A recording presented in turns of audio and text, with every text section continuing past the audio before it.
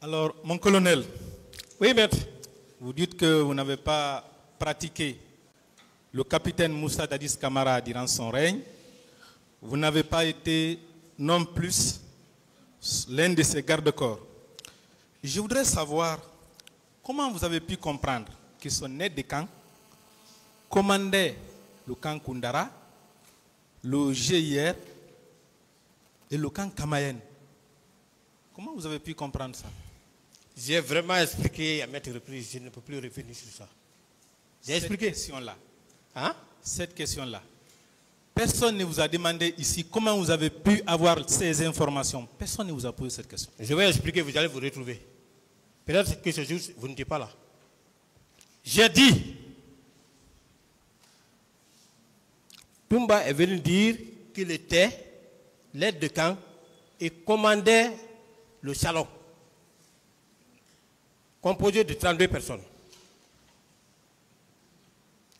Après, il a posé des actes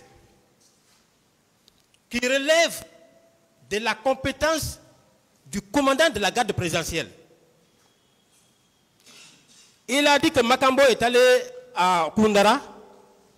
Il a pris 2 éléments de Begré. Begré l'a appelé. Begré l'a appelé. Quand il l'a appelé, il a dit, pourquoi tu as permis cela? Pourquoi tu as livré les 2 sans se référer avant de le faire? Oh, je viens d'expliquer, le militaire rencontre à qui? Il rencontre à son chef. Alors, s'il a rendu compte, ou bien s'il n'a pas rendu compte et qu'il a fait l'objet de reproches, il va sans dire que lui, Koundara relevait de lui. Donc, sa compétence s'étendait sur Koundara. Ce qui suppose qu'il jouait le rôle de la garde, du commandant de la garde présidentielle. Alors, le commandant de la garde présidentielle, pour votre information, lui, il commandait toutes les unités dont vous êtes en train de faire allusion, notamment Koundara, Bellevue, Tombeau, Gir. Qui vous l'a dit? Qui vous a dit ça? Qui vous a donné cette information qu'il commandait tous ces camps? J'ai expliqué, je ne peux plus revenir sur ça. Vous n'avez jamais expliqué ça. Mais c'est expliqué ça ici. C'est la preuve que vous faisiez partie de la garde parallèle, sinon vous n'auriez pas ces informations. Je continue. Mon colonel, comment vous pouvez expliquer, avec la célébrité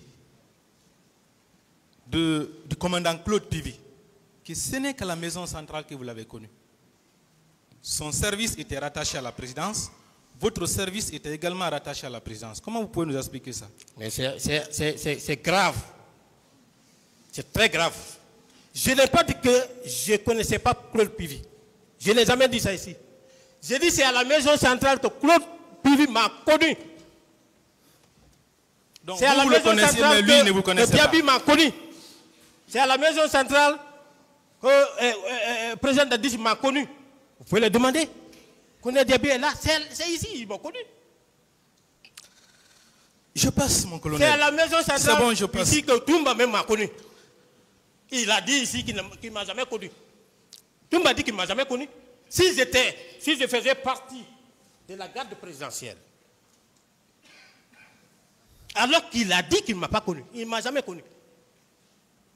Mon colonel, je continue. Je veux savoir qui vous a informé que M. Kalonzo avait été emprisonné. À quel moment vous avez été informé, par qui? Vous dites? Kalonzo, qui vous a informé de son emprisonnement? Je n'ai pas de réponse. Vous n'avez pas de réponse? Non.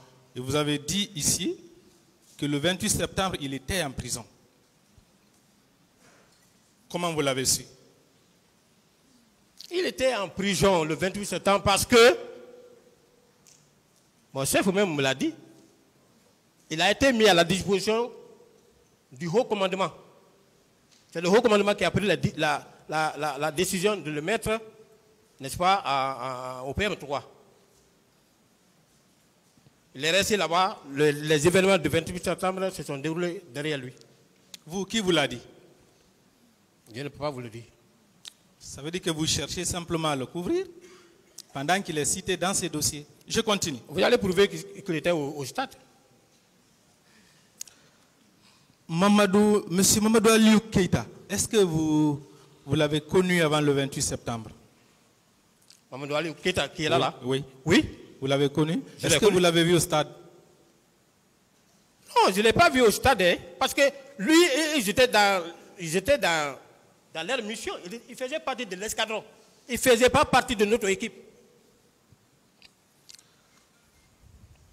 J'ai connu qu'il était avant même qu'il ne soit gendarme. D'accord. Monsieur Cécile Raphaël là-bas, vous l'avez connu avant le 28 septembre? Non. Vous ne l'avez pas connu? Non. Okay. Le 28 septembre 2009, votre rassemblement au camp Alpha, qui l'a présidé? Avant le départ des équipes de l'antidrogue. On n'a pas fait un rassemblement. Vous n'avez pas fait de rassemblement? Non. Je ne sais pas qu'est-ce qu'il faut expliquer pour que je sois compris. Vous venez, vous trouvez vos noms. La planification. Moi, je pense qu'après, la planification, vous trouvez vos noms là-bas. Vous êtes de patrouille, vous êtes de garde, vous êtes de piquet. Mais vous prenez vos hommes, vous sortez, maître. Pourtant, les autres éléments indiquent qu'il y a eu un rassemblement. D'accord. Alors, qui a donné les consignes aux différents groupes? Avant le départ, qui a donné les consignes? Mais chaque chef brief ces éléments avant de partir. D'accord. Ça, c'est du quotidien. Il y a eu quel groupe? L'antidrogue avait été constitué en combien de groupes ces jours pour vos patrouilles? Je n'ai plus de réponse à cette question. Vous n'avez plus de réponse. Alors, M. Farimba Mara et M. Souri Kondé indiquent qu'il y a eu deux groupes.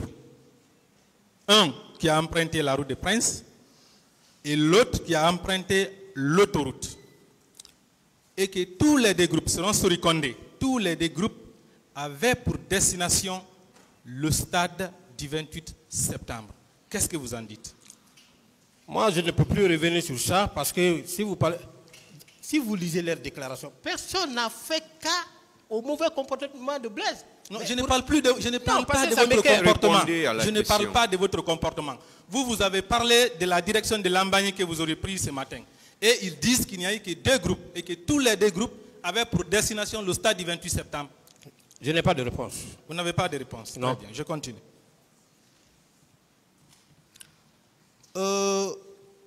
Vous avez aussi dit qu'il n'y a pas eu de violence ces jours entre vos éléments et les manifestants. Partout où vous êtes passé, il n'y avait que des applaudissements. Vous confirmez cette information? Mais bien sûr. Vous la maintenez. Vous avez aussi dit que pendant vos patrouilles diurnes, vous ne preniez pas d'armes. Et que ces jours, le 28 septembre, vous n'avez pas pris d'armes. Vous confirmez ça aussi? On ne prend pas d'armes. Ces jours-là, non. Moi, je n'avais... Non. On n'a pas d'armes. J'ai expliqué. Pourtant, il y a plusieurs procès-verbaux qui indiquent qu'il y a eu des violences entre les manifestants et vos éléments ces jours et que vous étiez armés. Je veux parler des services de l'anti-drogue. Qu'est-ce que vous en dites? Je n'ai pas de réponse par rapport à ça, parce que moi, je n'ai pas fait de violence. Je vais épargner le tribunal de la lecture de ces procès-verbaux. Je vous lis quand même un extrait du rapport du commissaire central de Dixine qui dit ceci. Ce lundi 28 septembre 2009, aux environs de 10 heures, avons constaté l'arrivée spontanée d'une foule à environ 10 000 sur l'axe Dixine, en direction Amdalaï-Dixine, en direction du stade du 28 septembre de Conakry, où elle devait se rendre pour un meeting. Elle a été dispersée par une brigade de la lutte anti-drogue et du grand banditisme au niveau du rond-point Bellevue. Face à la persistance des manifestants, cette brigade a replié pour venir se baser au commissariat central de Dixine, où elle a fait des tirs, où elle a fait 5 minutes en faisant des tirs de sommation. Ce n'est pas votre groupe, ça? Le groupe qui a emprunté la route des Princes. Ce n'est pas votre groupe? Non. Si vous lisez ma déposition, j'ai été très clair. Durant tout mon parcours, je n'ai enregistré aucun incident. Aucun. Et je suis formel. Hein? Il n'y a pas de problème. Nous allons continuer.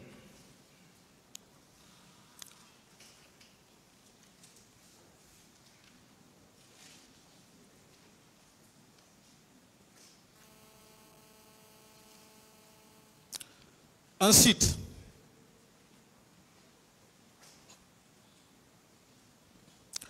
je reviens au niveau du stade. Vous avez indiqué que c'est lorsque vous avez vu les bérets rouges que vous avez pris la fuite.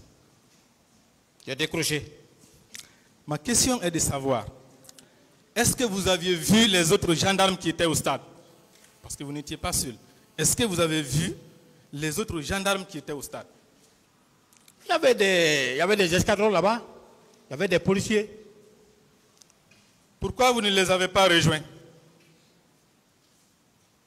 Mais on n'avait pas les mêmes missions. Moi, je n'étais pas dans leur dispositif. D'accord. Est-ce que ces militaires vous avaient menacé? Est-ce qu'ils vous avaient menacé? Les militaires que vous avez vus tirer en rentrant au stade, est-ce qu'ils vous avaient menacé? Ils ont commencé à tirer. Et puisqu'il n'y avait pas d'entente entre nous, nous on a quitté. Ma question est précise. Est-ce qu'ils vous avaient menacé ces jours au stade? Personne ne m'a menacé. D'accord. Est-ce que vous avez appris par après qu'un gendarme qui sauvait les manifestants avait été tué par les militaires? Vous l'avez appris par après? Est-ce que vous avez appris ça? Je n'ai pas appris ça. Un policier, vous avez appris ça? Je n'ai pas appris qu'un policier a été blessé ou tué. Je n'ai pas eu de nouvelles. D'accord. Vous avez dit qu'il vous était impossible d'assister les manifestants ces jours. Je vais vous lire quelques extraits de partie civile, d'audition de partie civile. Je prends le PV de Madame Bongo Camara, code 914. Elle dit ceci. Lorsque j'ai réussi à sortir du stade, je me suis retrouvé sur la route vers l'université. Là, j'ai trouvé 4 personnes qui se sont attaquées à moi. Malgré mes plaintes, chacun d'eux s'est mis à me battre à l'aide des instruments qu'ils détenaient. Lorsqu'ils m'ont laissé, j'étais étourdi et cherchais comment rentrer chez moi. C'est alors que j'ai rencontré un groupe de gendarmes qui, ayant pitié de moi, m'ont indiqué un chemin par lequel je pouvais passer pour me cacher dans une famille voisine. Mon colonel, permettez-moi, comme l'ont fait ces gendarmes, oui. il vous était impossible de le faire? Rien qu'en restant là où vous étiez garé, pour montrer à certains manifestants où passer pour éviter le danger. Cela était impossible pour vous? J'ai été très clair, je connaissais ma mission. C'est une question. Est-ce que ça, c'était impossible? Puisque vous avez dit qu'il vous était impossible d'accorder ou d'apporter une assistance aux manifestants. Ce que ces gendarmes-là ont fait, oui. Vous, est-ce que ça, c'était impossible pour vous de le faire, ce qu'ils ont fait? Chacun avait sa mission. Est-ce que vous pouvez répondre à ma question?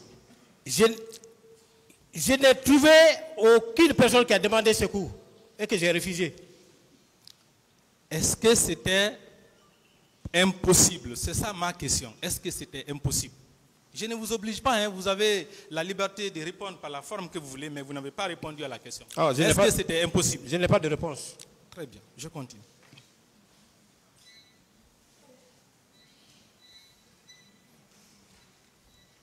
Je prends le PV de Madame Traoré Fanta Camara. Elle nous dit ceci. C'est dans ces circonstances douloureuses que j'ai constaté une femme en état de famille qui a été tuée. L'enfant s'est remis dans le ventre de sa mère, une autre poignardée au niveau des seins.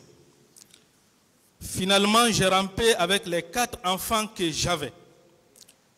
Dans ce mouvement, je me suis retrouvé parmi les cadavres. Comme chacun cherchait à se sauver, je me suis défait des enfants, malgré. Ce jour, malheureusement, il y avait des enfants au stade. Cette bonne dame, civile de son état, s'est battue comme un lion ou une lionne pour sauver 4 enfants. Finalement, elle a fini par les lâcher. Ce Si vous aviez demandé aux éléments qui étaient dans votre équipe de descendre et de s'investir pour sauver les manifestants, ne pensez-vous pas qu'ils auraient au moins pu sauver quelques enfants ce jour au stade? Moi, je n'étais pas là-bas pour le maintien de l'ordre, encore une fois de plus. Je ne vous demande pas d'aller vous battre avec les bérets rouges. Voilà. Mais au moins, est-ce que vos éléments auraient pu sauver les enfants, au moins ce jour? Si vous ne leur aviez pas demandé de se retourner, est-ce que ça au moins c'était possible? Sauver les enfants ce jour. Quand les corps se retrouvent, chacun a sa mission. Ceux qui étaient chargés de faire le maintien d'ordre, c'est eux qui avaient la mission de s'occuper de ce genre de trucs. Voilà.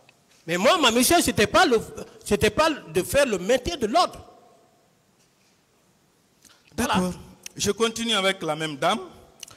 Plus tard, finalement, j'ai trouvé refuge près d'un conteneur à l'enceinte d'une ONG. Désemparé, le même militaire m'a trouvé dans cette cachette. Il m'a dit qu'il regrette être membre de cette mission, car s'il savait que c'était pour abuser sexuellement les femmes, qu'il ne serait pas venu. Le même militaire demandait aux gens qui ont trouvé refuge à l'étage de descendre. Sans cela, tous vont mourir. Nous nous sommes retrouvés dans une cour fermée. Dans ces manœuvres, le militaire qui nous protégeait a esquivé l'arme de ses collègues en disant d'abandonner ce qu'il est en train de faire. Ce dernier a braqué l'arme contre lui. Le même militaire a dit haut et fort que quiconque ouvre le feu maintenant sur cette population, qu'il le fera descendre. Je précise que le commissaire Kourouma de la Bellevue et ses éléments sont rentrés dans la cour où nous étions. Lorsque je lui ai dit de nous sauver de cette situation, il a exprimé une indifférence totale, sauf un inspecteur de police de Bonfi qui m'a invité de ne pas sortir. Il a préféré rester à côté de nous pour nous consoler, alors que le commissaire Kourouma, je l'ai connu au commissariat de Bellevue. Lorsqu'il y a eu accalmie, j'ai constaté l'arrivée de Makambo en compagnie de ses éléments tenant des propos menaçants.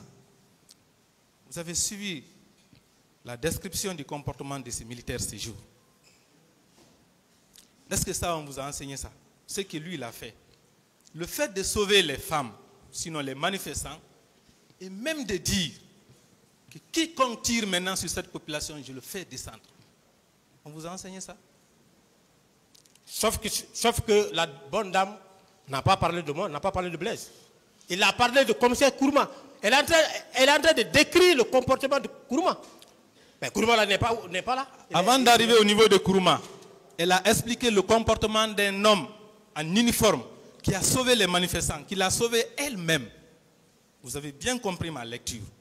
Le comportement de cet homme en uniforme, est-ce qu'on vous l'a enseigné? Vous, est-ce qu'on vous a enseigné? Encore une fois, on m'a enseigné l'attitude d'un gendarme vis-à-vis de la population. J'ai expliqué ici. Mais maintenant, ce jour, il y avait plusieurs corps. Moi, ma mission, ce n'était pas pour faire le maintien de l'ordre. Ceux qui avaient pour mission de faire le maintien de l'ordre pouvaient avoir la possibilité même d'aller à l'enceinte. Dans l'enceinte du stade. Mais moi, nous étions en retrait pour observer. Voilà. Donc, vous ne voulez pas répondre à ma question. Ok, je la change. Le comportement de cet homme en uniforme, est-ce que ça c'est enseigné? Est-ce qu'on enseigne ça dans les écoles militaires? C'est que lui l'a fait. Je n'ai pas de réponse. Vous n'avez pas de réponse? Non. D'accord. Je viens à Madame Assiatouli. Cette dame, à la sortie, elle a été attaquée au niveau du portail. Il y a eu les violences commises par les femmes, c'est rare mais il y en a eu. Elle a été attaquée par une policière qui avait une planche munie de de pointe. Et c'est avec cette planche qu'elle a reçu des coups de sa part. C'est un homme en uniforme qui est venu pour libérer cette dame-là, pour la sauver. Vous, vous étiez au dehors. Est-ce qu'au moins si vous aviez demandé à vos hommes, ne rentrez pas à l'intérieur, les bérets russes sont en train de tirer. Venez au niveau du portail. Est-ce qu'ils n'auraient pas pu sauver certains manifestants en difficulté comme cette dernière? On agit quand on voit. Mon colonel, répondez à ma question. Non, je n'ai pas de réponse. D'accord. Madame Aminatou Sila, une militante de l'UFR, c'est un jeune civil qui l'a sauvée du stade pour la faire sortir au dehors. Les gendarmes qui étaient avec vous, que vous dites avoir protégés en leur demandant de se retourner, est-ce que ces gendarmes-là étaient moins forts que ces jeunes civils? Est-ce qu'ils étaient moins forts que lui? Vous parlez des gendarmes. Je vous ai toujours dit, vous parlez des gendarmes. Moi, je ne peux pas apprécier. Je parle des gendarmes qui étaient avec vous. Vous avez dit que vous avez voulu les protéger, non? Vous leur avez demandé de se retourner. Est-ce que ces civils-là... On n'était plus là-bas. Vous avez compris ce que j'ai dit. Ce jour au stade, oui, il y a eu les jeunes qui sont constitués en volontaires pour sauver les manifestants au stade. Lisez les PV. Il y a même un groupe de jeunes qui a cassé les tables pour transporter une femme blessée sur les tables. Vous avez les gendarmes dans votre véhicule. Et d'ailleurs, je précise que les élèves gendarmes dont vous parlez n'étaient pas seulement de votre équipe. Comprenez, c'est les gens qui étaient déjà bien formés. Vous les avez fait fuir selon vous. Ces civils-là se sont constitués en équipe pour sauver les manifestants. C'est de cela qu'il est question. Les blessés. Voilà. Est-ce que vous et votre équipe, vous étiez moins outillés que ces jeunes civils? Bien, je peux parler maintenant. Allez-y. Vous parlez de secours aux blessés. Il y a eu blessure après moi. C'est bien dit. Tout ce que vous êtes en train de décrire là, ça c'est à mon absence. D'accord. Est-ce que la débandade a commencé devant vous? Est-ce que la débandade a commencé devant vous, avant que vous quittiez le terrain? Oui, légèrement, quand les policiers avaient tiré pour la première fois le gaz lacrymogène. Non, je ne parle pas de ça. Voilà. Lorsque les bérets russes sont entrés au stade en tirant, est-ce que la débandade a commencé devant vous? Je ne peux plus répondre à cette question parce que j'ai largement expliqué. D'accord. Est-ce qu'à l'intérieur du stade, les tirs se sont intensifiés en votre présence? À l'intérieur du stade, je n'étais plus là. Vous n'étiez plus là? Non. Vous avez fait combien de temps pour quitter là-bas? Pour pouvoir complètement partir loin du stade? J'ai expliqué, je ne peux plus revenir sur ça. Mon colonel, j'imagine qu'avec cette foule immense qui était au dehors et la débandade créée par les tirs des bérets rouges, il y avait inévitablement de l'embouteillage au dehors. Comment vous pouvez, avec une vitesse d'éclair, quitter le stade et partir comme ça? L'esplanade du stade pour partir. Expliquez-nous comment ça c'est possible. Mais ça c'est très simple. Parce que vous dites, imaginez. On n'imagine pas en droit. C'est la précision. D'accord, je vous parle maintenant avec précision. Il y avait beaucoup de monde au dehors. Et comme les bérets russes sont entrés en tirant, cela a créé de la débandade. Et à la suite de cela, il y avait beaucoup d'embouteillages.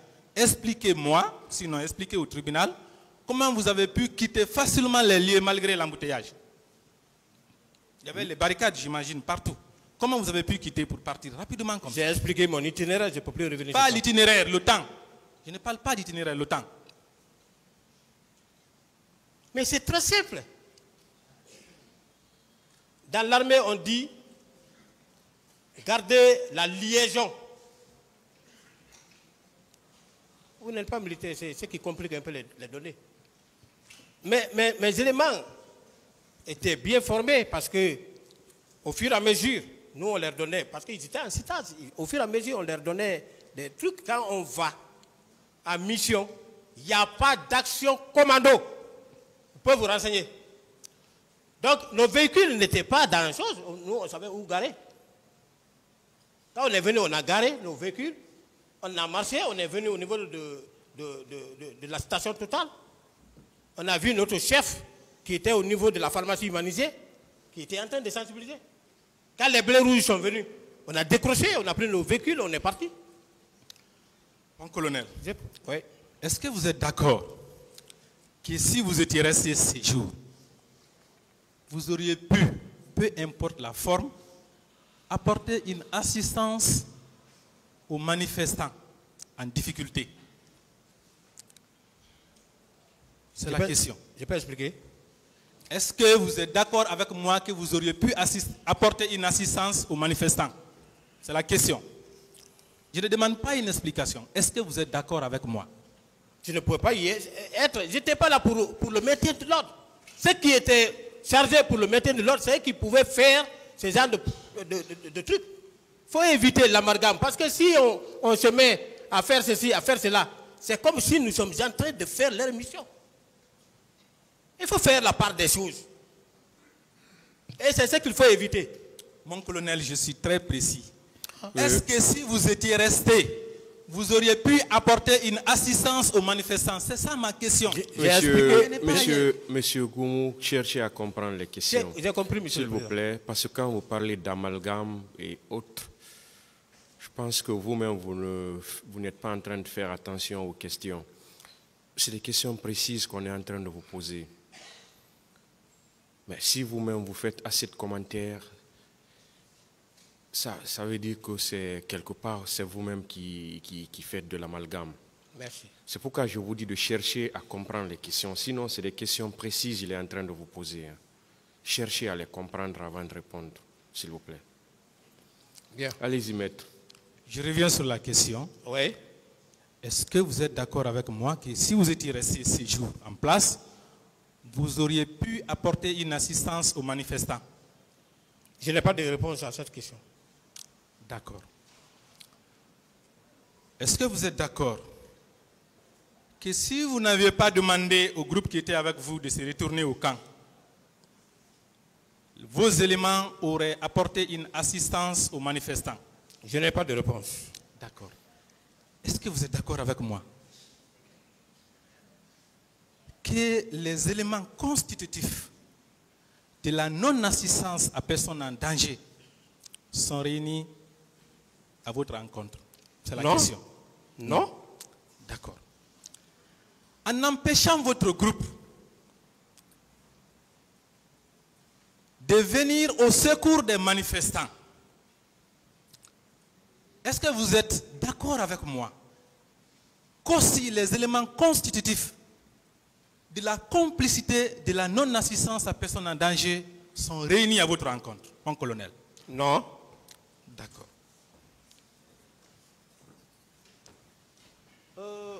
Mon colonel, vous avez dit hier que lorsque vous avez quitté le stade pour revenir au camp Alpha Yaya, vous n'êtes plus ressorti. Vous êtes resté là-bas. Ce jour, il y a eu des violences atroces sur la route de Prince. Il y a eu des tirs. Il y a eu les boutiques qui ont été pillées. Avec la permission du président, permettez-moi de vous lire quelques extraits des PV d'audition des victimes. Je commence par M. Tcherno, plutôt certainement Tcherno Sadousso. Il dit ceci: j'étais assis devant mon magasin de vente pour la surveillance. Peu après, un groupe de militaires en provenance du camp Alpha Yaya Diallo est venu s'attaquer à nous en voulant défoncer nos magasins. Nous avons aussitôt réagi. Pendant qu'on ripostait, un second plus important des militaires est arrivé en renfort à bord de pick-up. Ils se sont mis à tirer des rafales dans toutes les directions. C'est le premier PV. J'ai choisi 3. Le second PV, c'est l'audition de Mme Mariama Kesso-Ba. Elle dit ceci. Aux environs de 14 heures, contre toute attente, un premier groupe de personnes en kaki, ayant sur leur tête un chiffon rouge, sans chemise, muni de flèches, est venu pour insulter grossièrement. Les jeunes du quartier ont riposté. Quelques instants après, les militaires sont sortis du camp Alpha-Yaya avec leurs fusils en tirant pêle-mêle. Je vais d'ailleurs épargner le tribunal de la lecture du 3e PV parce que c'est dans les mêmes conditions. Vous qui êtes revenus au camp et qui n'êtes plus sortis, je vous pose la question en sachant que le camp est tout proche de la route de Prince et de Koza. Est-ce que vous avez entendu ces tirs? Non. C'est des dizaines de témoignages qui font foi de ce qu'il y a eu beaucoup de tirs ces jours sur la route de Prince entre Koloma et Koza notamment. Vous n'avez pas entendu? Non. D'accord. Alors, et les mouvements des militaires qui sortaient, qui rentraient, vous n'avez pas constaté? Les militaires sortir et rentrer dans le camp, vous n'avez pas constaté ça non plus? Non, mais tous les jours, les militaires se déplacent. Non, ce jour, c'était spécial. Aller vers la route de Prince. Mais vous savez, quand quelqu'un sort du camp en position de conflit, vous pouvez vous rendre compte, non? Vous n'avez pas vu les militaires avec les fusils aller vers la route de Prince et revenir au camp, faire les va-et-vient? Vous n'avez pas constaté ça? Je peux répondre maintenant? Allez-y, mon colonel. Quand les militaires sortent du camp, ils ne vont pas dire ils vont sur la route de Prince ou bien par-ci par-là. Non, ils sont sortis, ils sortent. Mais vous les avez au moins vus sortir? Au moins, est-ce que vous les avez tous vus les jours, les militaires sortent. Tous les jours. Les gens, ils sortent. Vous avez vu les militaires sortir avec leurs armes pour aller vers la route de Prince? Je n'ai pas de réponse. Agresser la population? Vous n'êtes pas intervenu et vous n'avez alerté aucune autorité. Aucune autorité. Ce n'est pas moi, hein. C'est vous-même qui avez dit que vous avez fui au stade pour venir au camp pour ne plus sortir. Ce n'est pas moi qui l'ai dit. Le camp est proche de la route de Prince.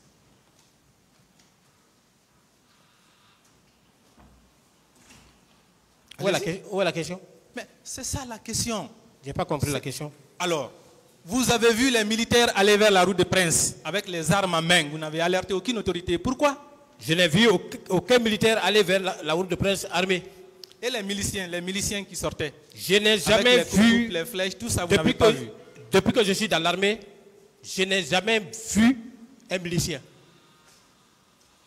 Non. Vous pouvez vérifier. Moi, tout ce que j'ai dit de vérifier.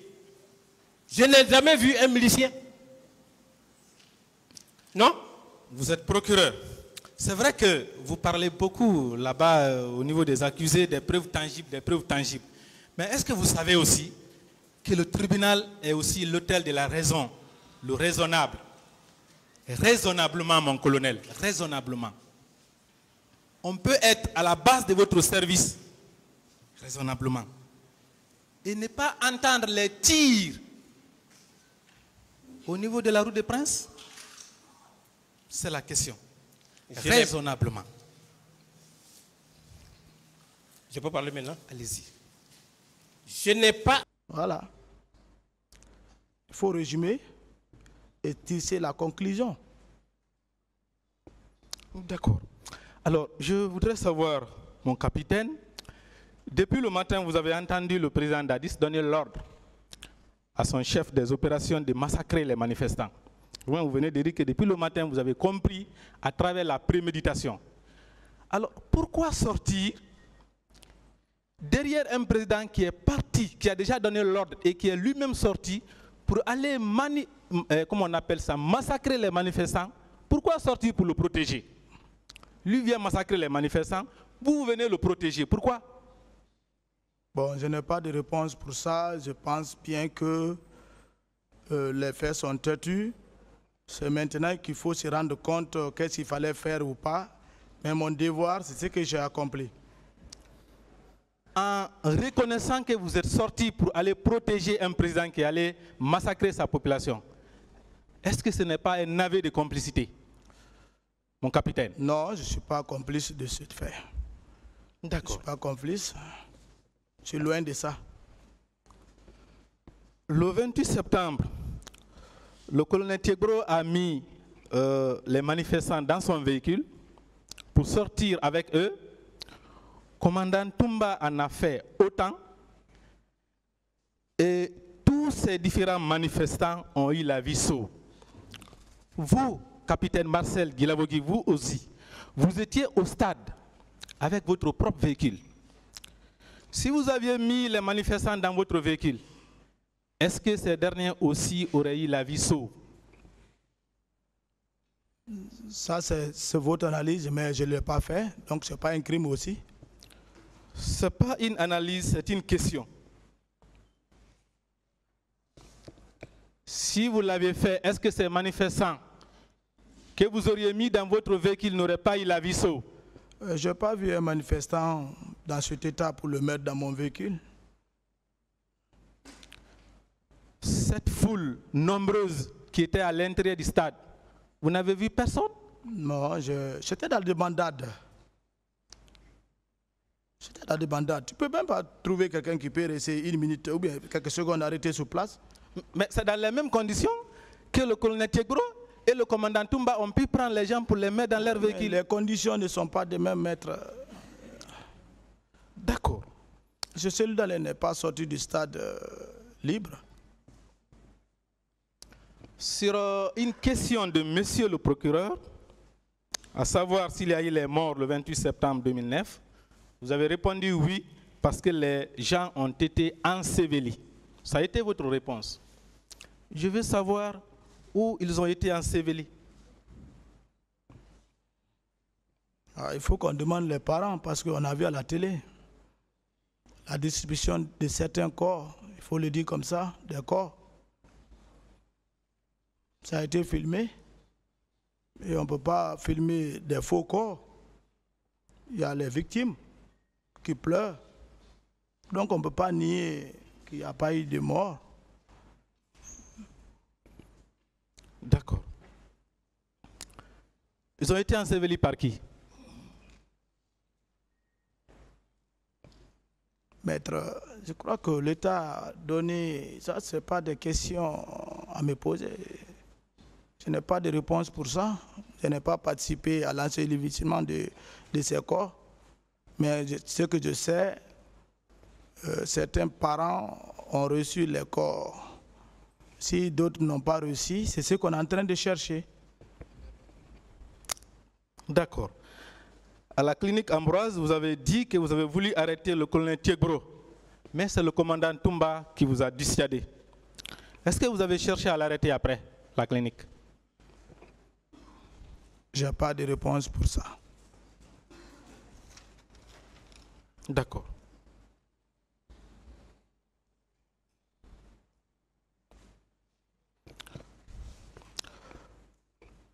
Mon capitaine, lorsque vous avez suivi le commandant Toumba jusqu'à l'état-major de la gendarmerie, est-ce que vous avez duré là-bas?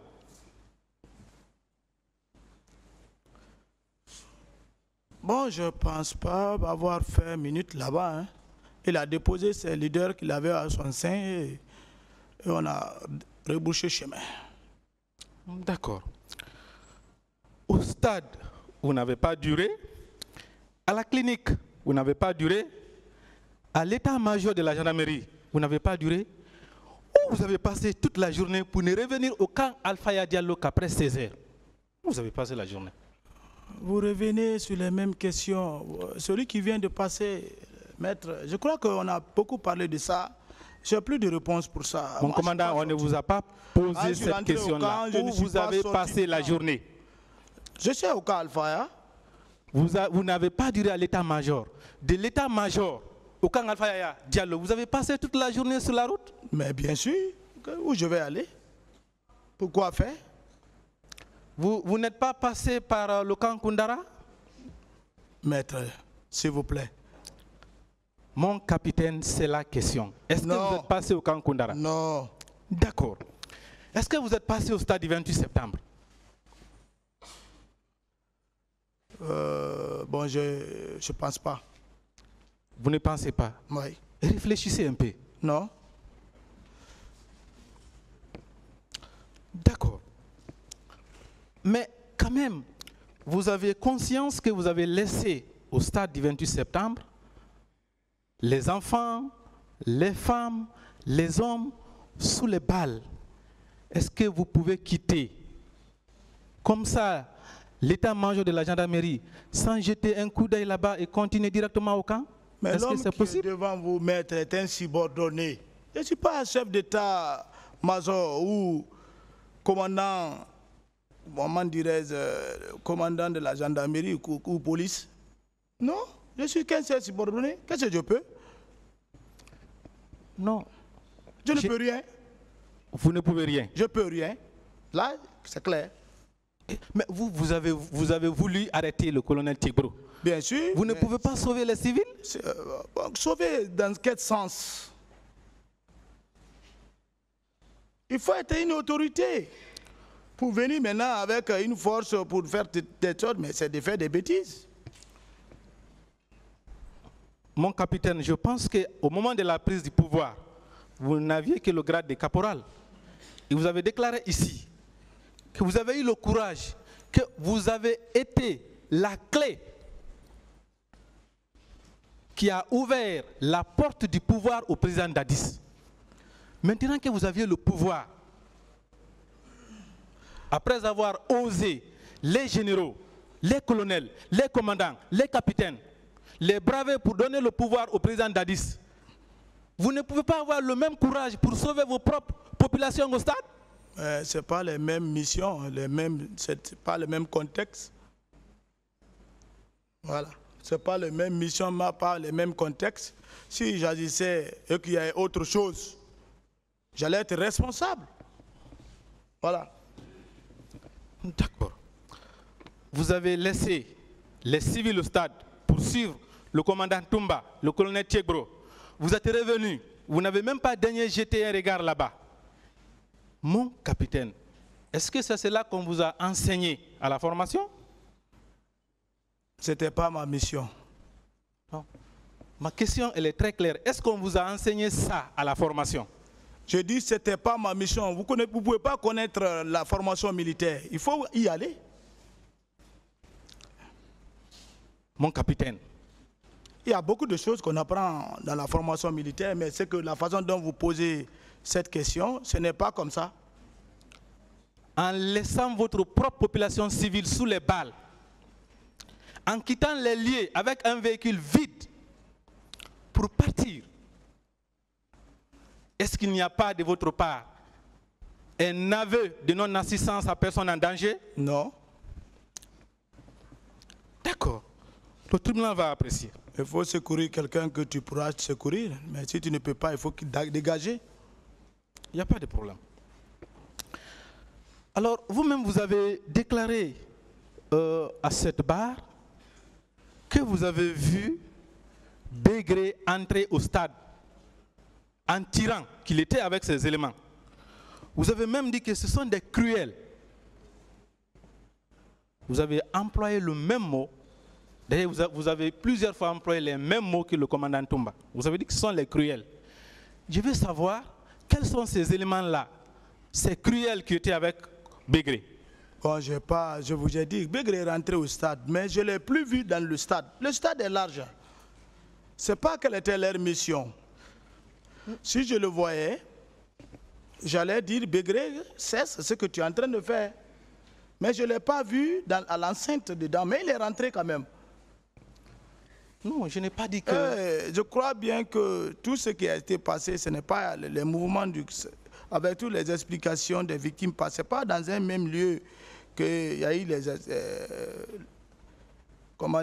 les dégâts. C'est tout autour au long à l'enceinte du stade. Mais si vous n'avez pas pu identifier... On ne peut pas rester là et voir ce qui se passe dans l'autre position, Si vous n'aviez pas pu identifier ces éléments, comment vous auriez pu les qualifier de cruels? Bon, Begré, naturellement, il était la folie de grandeur l'animait, c'est ça. C'est ce qui m'a poussé. Il a même giflé un journaliste ici, à la RTG, à la rentrée là-bas de Koundara. D'accord. Vous-même, vous dites que vous avez vu les cruels entrer au stade en tirant. Non, je n'ai pas dit j'ai vu des cruels. Ça, c'est votre mot. Mon capitaine, c'est votre mot utilisé à cette barre. Mais je n'ai pas dit que j'ai vu des cruels rentrer. C'est la phrase. Mais vous avez vu Begré et ses éléments, ce sont les cruels. C'est ce que vous avez dit. Alors, vous voyez les éléments qui sont cruels entrer au stade en tirant. Entre poursuivre ces éléments-là et les arrêter. Et pour chasser le colonel Tchegbro qui avait les leaders dans son véhicule, qu'est-ce qui était urgent? Si je voyais Begré, j'allais agir contre lui, mais je ne l'ai pas vu dans l'enceinte. C'est ce que je dis dans mes déclarations. D'accord. Vous avez aussi déclaré à cette barre que lorsque vous avez quitté le camp pour venir rechercher le président Dadis, avant d'entrer au stade, dès que vous avez vu un dispositif militaire, vous vous êtes dit que le président est là. Ce dispositif-là, est-ce que c'était le dispositif habituel de la garde présidentielle? Vous savez, le président Dadis, c'est un homme de surprise. Il fait tout ce qu'il a besoin de faire. Il ne demande pas conseil à quelqu'un. Quand tu trouves un dispositif comme ça, et que le président lui-même est sorti, l'instinct te dit qu'il est là. Voilà. Mon capitaine, est-ce que c'était le dispositif habituel de la garde présidentielle? Bon, le dispositif habituel, il faut être en distance. Tu ne peux pas être à 800, à 700 mètres de distinguer. Mais c'était des dispositifs militaires. Ça ne peut pas être sans commander par quelqu'un.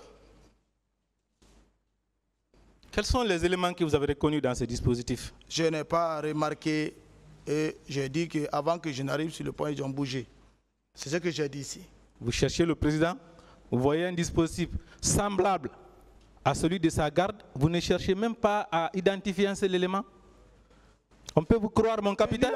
L'identification a été faite à la rentrée du stade. J'ai vu des gens rentrer, c'est tout. Ceux dont j'ai reconnu, j'ai cité leur nom. Mon capitaine, vous avez aussi déclaré que sur votre chemin de retour, les gens sont venus pour entrer dans votre véhicule. Mais vous avez fini par comprendre que c'était les miliciens, ceux qui ont opéré au stade. Oui, j'ai vu des gens, moi je pensais que c'est les jeunes manifestants qui sont fatigués, l'ont signalé. Je croyais que donc il fallait les mettre secours. C'est ce qui a fait même il y a eu un peu de distance entre le commandant Toumba et moi. Sinon on était au chevet. J'ai un peu ralenti. Et lorsque j'ai constaté le maillot qu'il portait, j'ai accéléré. Je ne me suis pas arrêté. Pourquoi vous ne les avez pas arrêtés? Non, je ne peux pas prendre ces hommes pareils dans mon véhicule. Non, pas prendre, les arrêter. Non, mais non, ce n'était pas le moment de les arrêter. Pourquoi ce n'était pas le moment? Parce que le président lui-même, il est au courant de cette situation. Ah, mais vous avez déjà pris la décision d'arrêter le colonel Tchegbro. Pourquoi ne pas arrêter les miliciens que vous avez vus opérer au stade? Ça, c'est les conditions du terrain. Je ne me suis plus, parce que mon chef était devant moi, et je ne m'attendais pas à ça. Ça, c'est selon votre analyse. Hein? Alors, au stade du 28 septembre, selon divers témoignages, les miliciens et autres infiltrés ont opéré avec les armes blanches dans les bois. Et il résulte de plusieurs déclarations que vous également, vous avez frappé les gens, dont M. Sidi Touré avec un bois. Vous avez utilisé le bois, ou sinon les bois vous-même, M. Marcel Guilabogui. En utilisant les mêmes armes que les miliciens.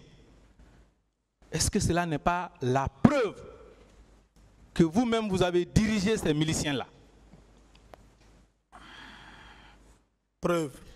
Déclaration qui est preuve. Vous dites bois? Est-ce que ce n'est pas la preuve non, vous dites, que c'est vous qui avez dirigé ces miliciens-là au stade? Vous dites un bois? Bois, oui. Moi, je ne suis pas un militaire qui prend du bois. J'ai beaucoup expliqué ça. Je crois que vous voulez revenir, que je dise d'autres choses. Moi, je n'ai plus de réponse pour ça. Le tribunal a apprécié. J'ai beaucoup parlé de ça. On ne fait que revenir en arrière. Personne ne vous ramène en arrière. Vous parlez de la normalité.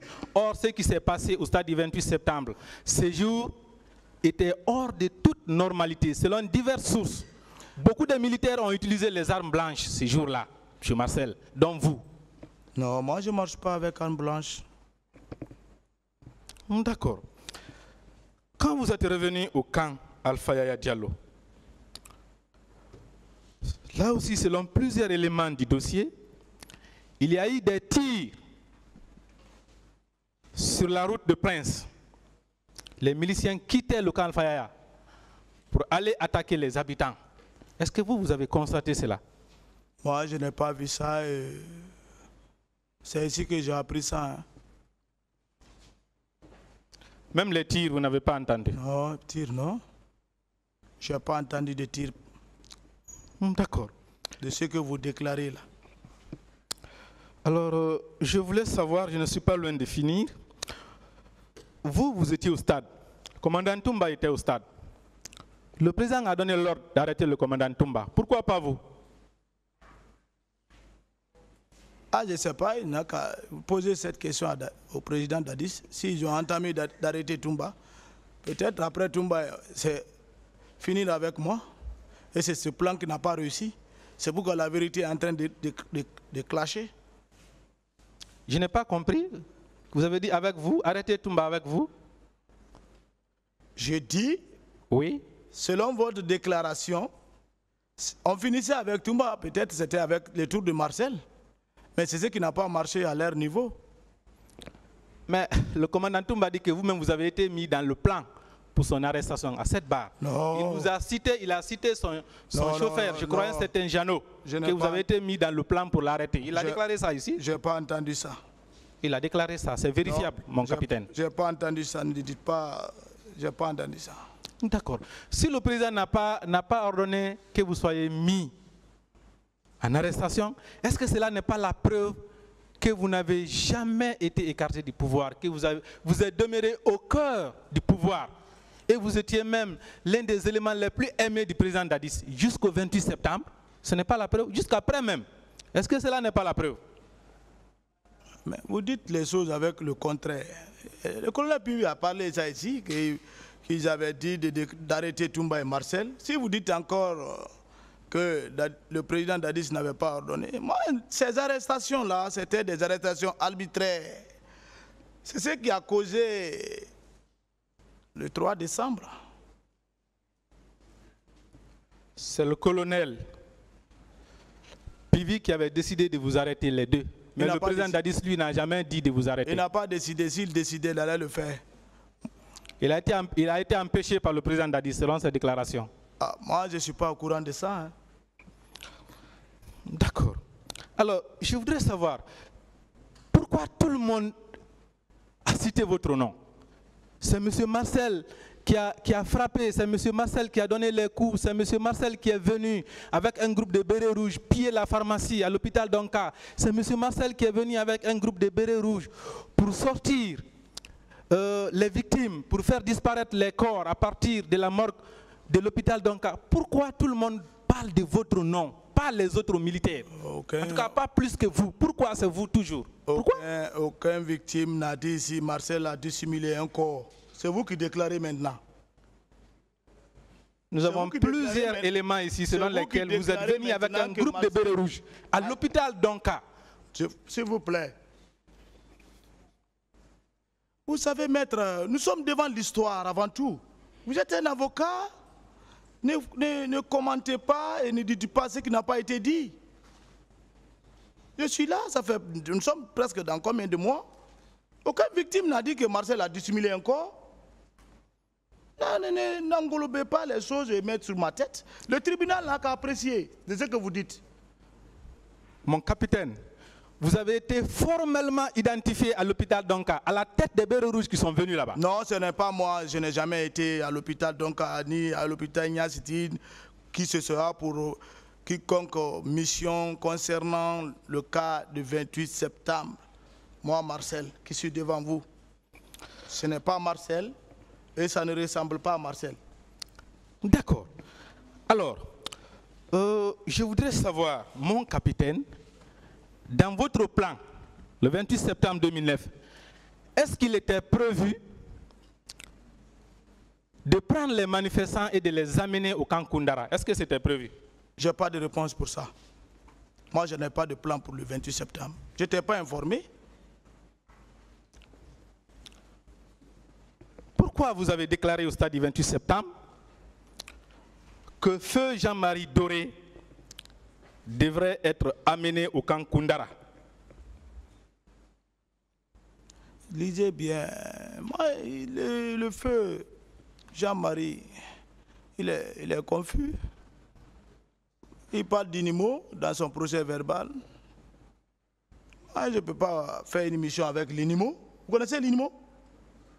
Moi, je suis de Massanta avant tout. L'Inimo, ça, c'est les rebelles. L'Inimo, ce n'est pas les militaires de l'armée guinéenne. Et l'Inimo a pris fin depuis l'avènement de la rébellion. Il ne faut pas venir commenter ton procès verbal avec des mots pour toujours recharger. Non. Non. Mon capitaine, feu Jean-Marie Doré était une personnalité particulièrement licite. Je le sais. Il ne faut pas se tromper. Mais ils ont dit des contre-vérités ici. Que le peuple a failli mettre le feu. Il a voulu mettre le feu dans le pays. À la transition, j'étais en prison. L'eau est empoisonnée. Le pain est empoisonné. Il y a eu des chaos à l'intérieur du pays, dans les différentes préfectures pour ça. Vous ne pouvez pas dire le contraire. Mon capitaine. Et c'est pourtant, ils sont des responsables. Maintenez-nous dans la salle d'audience. Je suis dans la salle. On parle du feu l'honorable Jean-Marie. Mon capitaine, je vous lis ce petit passage de sa déclaration. Un des soldats a dit à Marcel Guilabogui, je lui loge 2 balles dans la tête et on continue. Marcel a répliqué de ne pas le faire et que je serai conduit au camp Koundara pour y être égorgé. C'est votre déclaration? Non, oui ça ce n'est pas moi. Ça, c'est des fausses déclarations. C'est les contre-vérités. Mon capitaine,